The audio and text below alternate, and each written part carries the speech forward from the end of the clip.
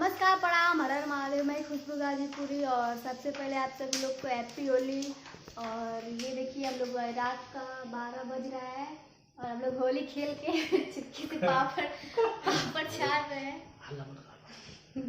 चोरी से बना रहे हैं पापड़ और कोल्ड ड्रिंक पी रहे हैं लोग।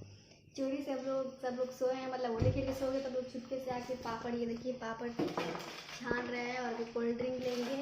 चुपके से हम लोग खाएंगे पिएंगे। तब तक आप लोग ब्लॉग में बने रहिए। ये कौन है? आप लोग इनको पहचानते हैं? इनको देखिए पूरा भूत बना दिए हैं हम। और ये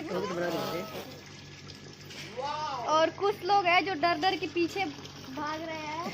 भाभी जी हैप्पी होली आप सभी को होली की हार्दिक शुभकामनाएं। एंजॉय करिए, मस्त रहिए एकदम लबालब। और संदीप भैया तो वीडियो बनाने में व्यस्त है। हम बोल रहे हैं कि मेरा ब्लॉग बनाइए तो हम लोग स्लो मो शूट करने में व्यस्त है। और अभी इनको लौटा के हम नहलाए और जा रहे हैं, अभी इनको और नहलाएंगे। और ये देखिए लोग, इनको कोई पहचानता है?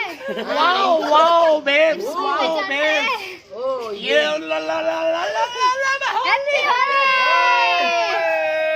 हैप्पी होली। अपना परिचय दीजिए, अपना परिचय दीजिए आप। My self.